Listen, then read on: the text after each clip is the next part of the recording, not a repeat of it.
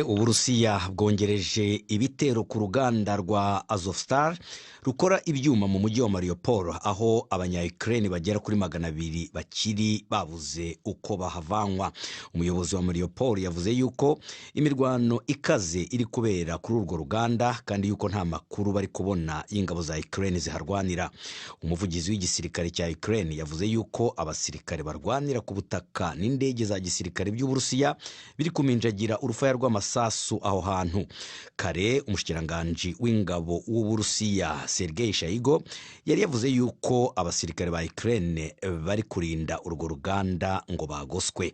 Hagati aho igikorwa cyo kugerageza guhungisha abagotewe mu mujyi wa Mariupol no ku nkengero zawo nacyo kirakomeje. Umuvugizi w'umukuru w'Uburusiya Dmitry Peskov yamaganye amakuru yavugaga yuko Uburusiya buzatangaza intambara simusiga kuri Ukraine ku itariki ya 9 z'uku kwezi kwa gatanu, itariki Uburusiya bwibukiraho intsinzi bwagize burwanya abanazi bo mu Budage mu 1945. Bwana Peskov yanahakanye amakuru yavugaga yuko ngo bazahamagaza abavuye mu gisirikare bose n'abaturage b'Uburusiya kugira ngo basimbure ab'igisirikare cy'Uburusiya cyabuze mu cyo Perezida Putin yanze kwita kugeza n'ubu intambara.